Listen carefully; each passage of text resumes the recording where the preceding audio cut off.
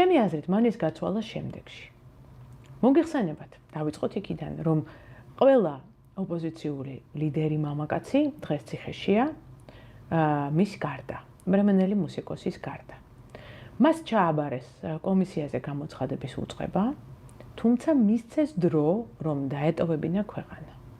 ანუ თუ მისი დაკავება უნდოდათ, მით უმეტეს ჩორჩანას ინციდენტის გამო, რა საზღვარი რო გადაკვეთა, მაშინ ვერ გაიგეს, რომ გადიოდა ქვეყნიდან. არ არსებობს ეგეთი რაღაც.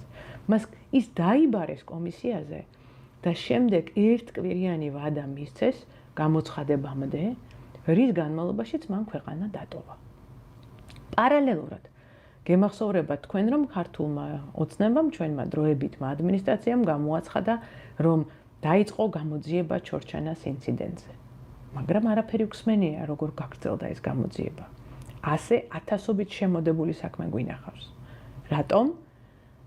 ის არც კი მოწმედაც კი არ დაუბარებიათ. რატომ არ დაუბარებიათ? იმიტომ რომ ადამიანს მოწმედ რომ დაიბარებ და ის არ გამოცხადდება უცხოეთიდან, მერე უკვე ეს პასუხისმგებლობის საკითხია. მოწმედ დაბარება ასევე პასუხისმგებლობას და არ გამოცხადება პასუხისმგებლობას ნიშნავს.